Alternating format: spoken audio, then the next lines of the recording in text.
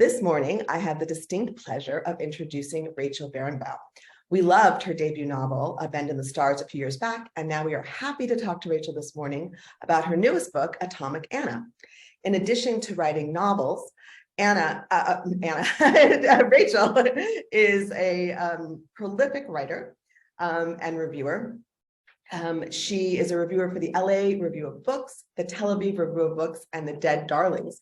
She is an honorary research associate at the Hadassah Brandeis Institute and a graduate of the Grub Street's Novel Incubator. Her podcast, Check This Out, is sponsored by the Howe Library and A Mighty Blaze. In a former life, she was a hedge fund manager and a spin instructor. She has degrees from Harvard in business and literature and philosophy. She is joining us this morning from Brookline, Massachusetts, where she lives with her husband and 3 children. Please join me in welcoming Rachel Barenbaum. Hi, everybody. Thank you so much for having me. Thank you, Lisa. Amazing. Yeah, thank you. So great to be here with you. If you want to maybe just start us off and give us a little presentation, tell us a little bit about what your book is about. Yeah. So thanks everybody for joining us this morning. And thank you so much for reading Atomic Anna. There she is in all her beauty. And thank you for having me. And Lisa, it's so exciting to be on here with you because we actually both went to HBS. And I think this might be the first time that I have someone, moderating or asking questions who also went to HBS, right? But there are book lovers in business. So yes, there are. There are many. In fact, I was going to put you in contact with someone else, and I have some questions related to that as well. So I'm looking forward to talking to you about that. I love it. I love it. And just thrilled to be here. In the book, when you talk about the 3 generations of women, even though Molly or Manya thinks that she's so different from her mother, from Anna, she starts to realize that Anna drew out all of her sketches for the design of making all of her scientific discoveries. And so she found that there was a lot more in common to her mother than she thought. And so she thought she was kind of rebelling against her, but in fact, there are all of these similarities. Do you see that in your own career, where if you kind of go in a different direction, there's things that unite and connect the different parts of you? Yeah, I mean, I think that happens with everybody. And I think lots of kids like to think that they're totally different from their parents, right? But they're actually not. But importantly, I point out the similarities between Anna and Molly, that they both drew a lot, because I hear a lot of people saying, oh, I don't do science, I read, or I only do science, I don't read books.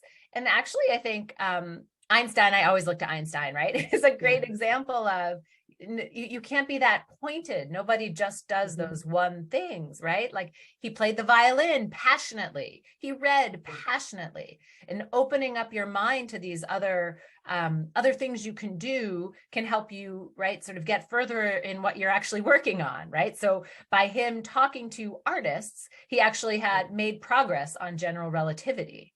So he didn't even talk to mathematicians until pretty far along in the theory, right? When he had to translate the ideas. But at first he had to think through them and imagine them. And when you think about, waves, right? He thinks about sound waves, and he's thinking about the violin, and that inspires him to get through to time.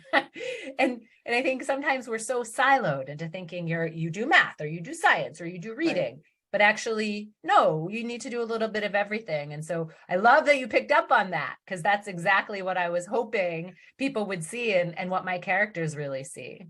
Right. Well, now there's a big push in education for interdisciplinary. So that's kind of the thing, is that you kind of have to see how things merge together or connect and things like that.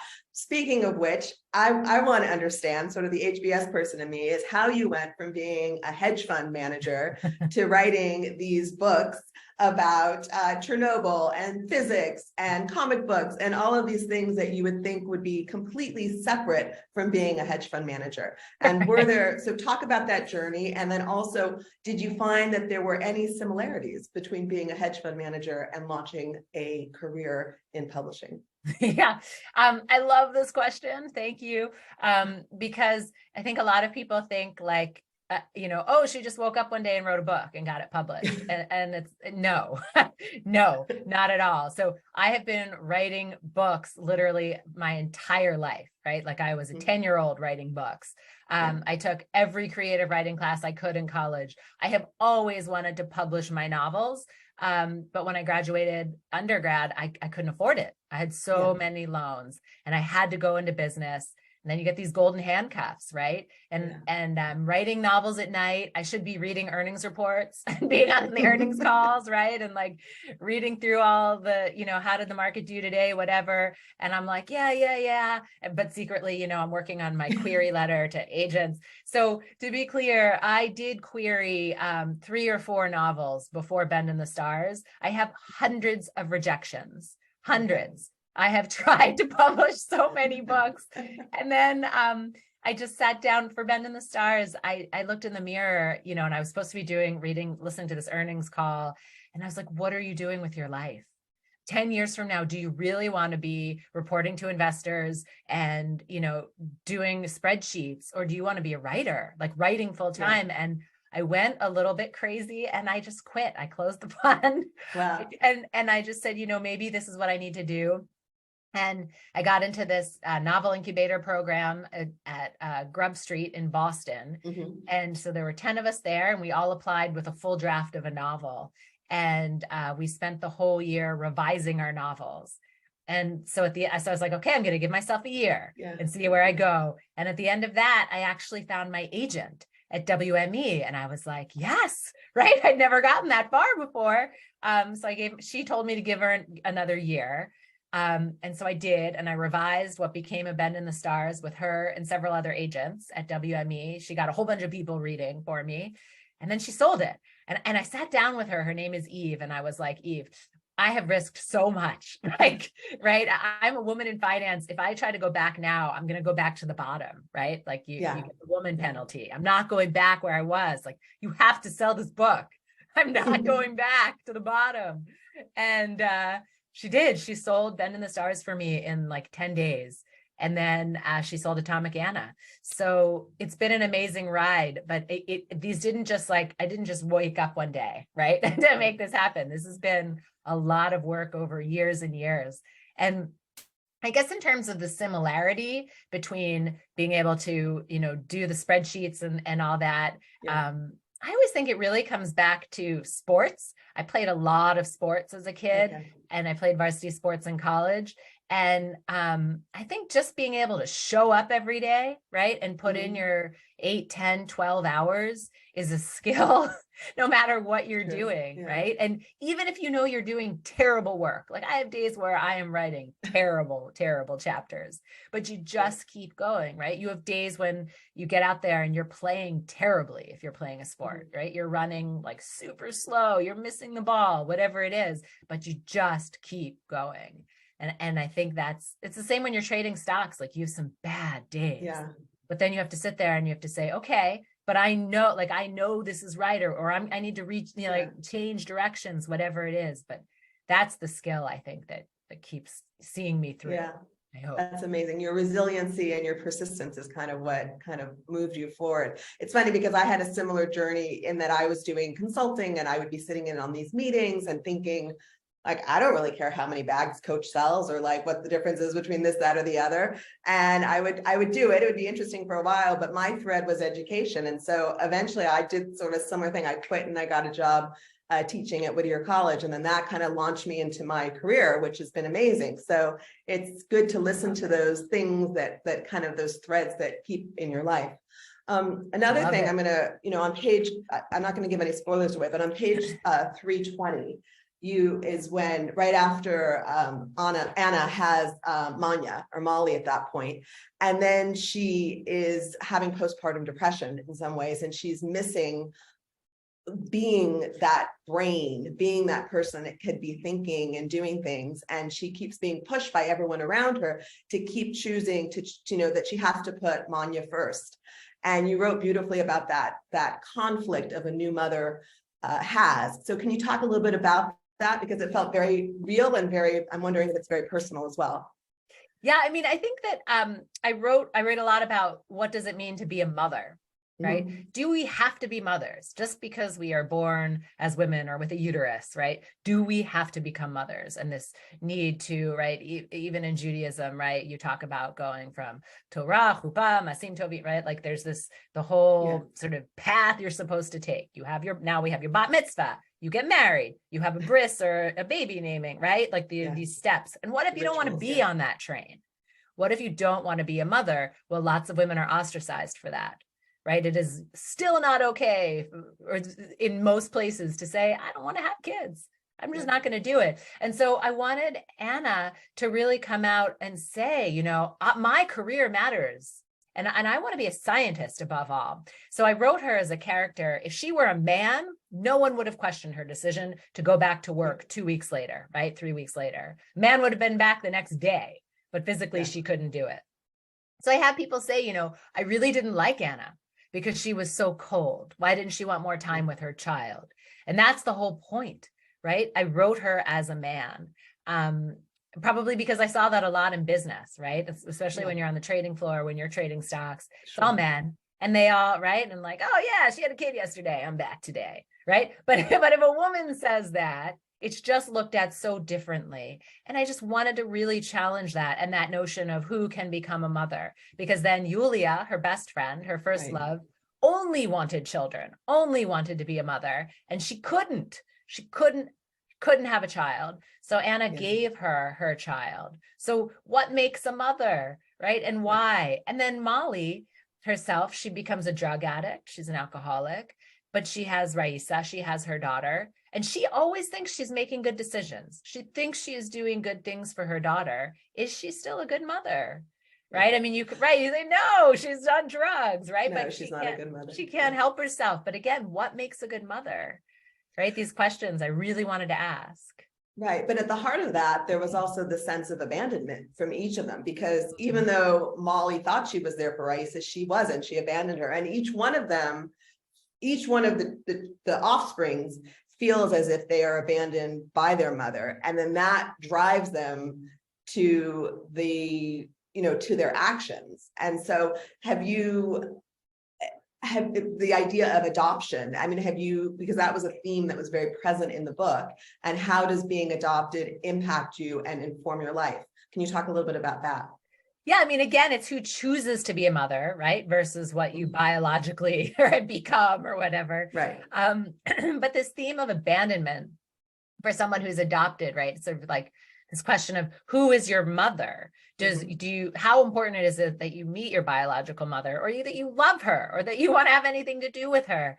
I think these are really big questions that I just love that you're asking me about, that hopefully you guys are thinking about as you're reading. And it really, I think, hopefully gets to this point of, we think of ourselves one way in the world, right? So, you know, you might think you're making good choices. You might think you're doing the right thing, but then maybe your children look at you like, you are nuts, right? This is not what I wanted. This is not where I wanted to be. And I just think that's a very powerful thing to remember, that we might see ourselves doing things one way and being one way, but we're not.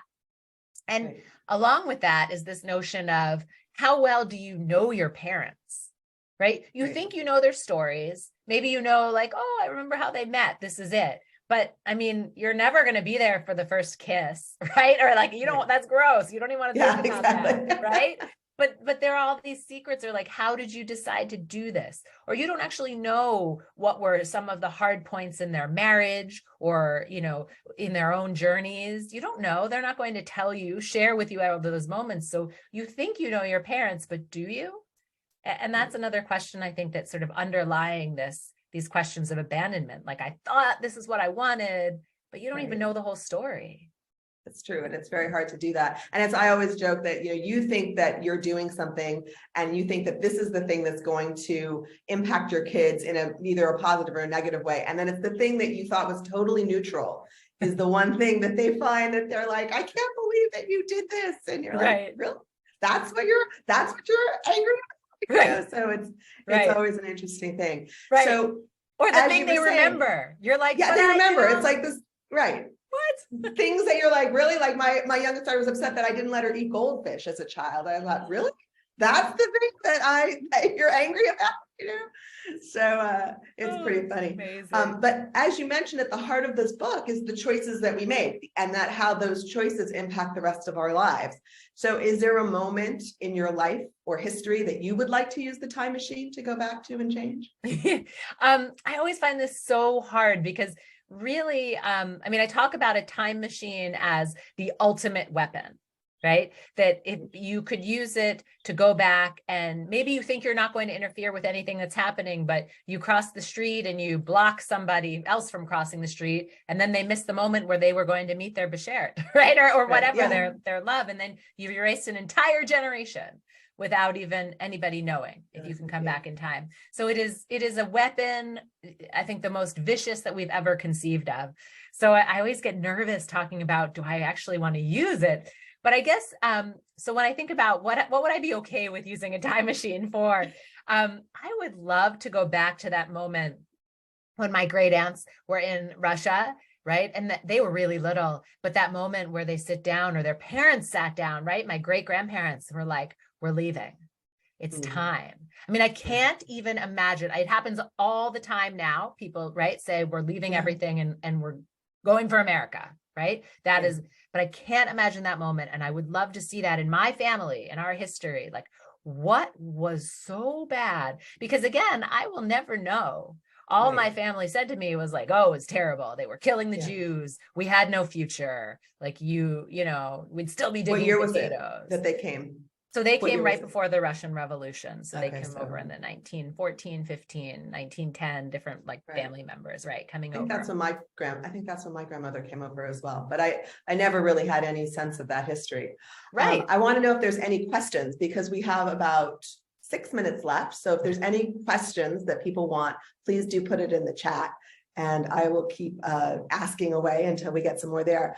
Tell us a little bit about the process of writing this book, because there were so many jumps back and forth. You know, how did you manage the timeline? How did you manage kind of the plotting it out and thinking through that? Yeah, so writing a time travel book is complicated. Yeah. And like you, Lisa, I probably grew up in spreadsheets, right? Spreadsheets, Excel are like what I know. And so I mapped it all out in Excel, which I think in publishing is a little bit unheard of. Because the first time I sent it to my agent, you know, she said, send the book and send the timeline. So I sent the spreadsheet and she's like, could you put that into English? So it also has sort of we were all English majors, no finance people here. Right. So it's all, I guess, in my own language. But so I wrote, you know, I very carefully had to detail that out, because anytime you change a little detail in the book, it has to flow through every single timeline. Right. So there are little things that you just have to make sure of, like, oh, if this character shaved their head in this year, right, then is it still shaved, or is it growing out, or do they talk about it being shaved? I mean, not that that's in the book, but that's an example of something that you have to remember. And when you're doing time travel and things change, you have to keep track of that. So to do that, I basically ran through and edited and read the book, sometimes chronologically by character, you know, so it would take the pieces apart and just read every, you know, all the Raisa chapters or all the Molly chapters. And sometimes I would do it, you know, with the punctuated, right, the changes, sometimes just section by section. It got very complicated. And I'm very grateful to my editors and friends who read for me, who would catch these little things that, you know, sometimes I didn't see. Yeah, it's hard when you're doing, I mean, it's hard enough to just to write a book, but then to have it with different times, and then, you know, 4 months before and 8 years before, and then trying to figure out where you are and what's happening there. Tell us a little bit about your podcast. So I know you have a podcast where you interview authors. So how did that get started? What was, you know, what do you love about it? What was the most surprising interview you have? Just tell us a little bit about that. Yeah, thank you for asking about it, Lisa. So around the time that Bend in the Stars was going to come out in a paperback was 2020, and the world was just like, closing down. And so I wasn't going to have any sort of party or like in-person launch for the paperback. And I had been living in Israel when Bend in the Stars came out in hardback, so I didn't really have a party then or anything. So I was pretty disappointed. But then, there are like only a few moments when you publish a book that you can ever like celebrate. So you want to hold on to them, right? And then I realized I had made all these friends who were also publishing new debut novels, and everything was being canceled. They were like, what do I do? I spent 10 years on this book and no one's going to do anything. So I just started thinking, I would love to interview you. I'll do it. Yeah. I'm going to give you some little light because I'm excited for you. And I love reading and I read tons of books anyway. And then I hooked up with Jenna Blum and Mighty Blaze in Boston. So it was like sort of a group of us were doing these. Right. I was the only one who did debuts. So I was just interviewing lots of debut authors. And then the Howe Library in Hanover, right on the edge of Dartmouth's campus, picked me up and they said, we want to sponsor you. And let's make this a real literary series. And so now it's amazing. I know it's like a job. And I get to interview new and diverse voices in particular. And so I'm doing about 10 to 12 interviews a year. We do a fall series and a spring series and just about to announce that one. And it's really exciting and it's really fun to talk to new authors and all these diverse voices. I love it. Yeah, that's awesome. So what are you working on next? Yes, I see these questions. Thank you. So I am a scholar in residence at the Hadassah Brandeis Institute at Brandeis. If you guys know HBI, see Karen put a finger up. Yes, we love HBI. I love Hadassah Brandeis. I love Brandeis. And there I am working on my next novel, which I'm calling Lady Killers. We'll see if that name sticks because often my titles get nixed. But it's about it's based on 4 real life women who were working in 1880s Russia to assassinate the Tsar. So one of them built the bomb, one of them ran the safe house, one of them planted the bomb, and one of them planned it all. And they were real life women. And I found out about them when I was researching a different book. And they're sort of just footnotes in every historical text. Like, and by the way, they would insert some woman's name, right? Is the one who built the bomb that was used. And then they're like, but the man, and then you see like 5 chapters on the man who like basically stood over her as she built this bomb. So I was like, I need to write about these women, right? Because they killed the Tsar. It was a bomb built by a woman that did it and, planted by a woman. So I'm writing about them and 2 of them are Jewish women. So fantastic. Well, we can't wait. We'll have to have you back to talk about that book. Thank you so much. This was an amazing interview. I learned so much and it was so a pleasure to speak with you. And so I'm looking forward to your next novel or your next interview.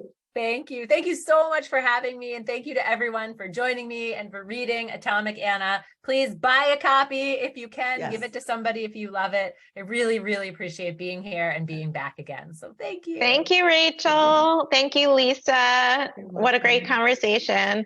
Love hearing about important, strong women. And glad that you're continuing that with your next book, which we are really looking forward to. So thank you. And thank you all for joining us today. We hope to see you next month when we'll be discussing Rebel Daughter on February 27th. Thank you all for being with us. Have a great day and a great weekend. Thanks, Rachel. Thanks, Lisa. Bye-bye, everyone. Bye.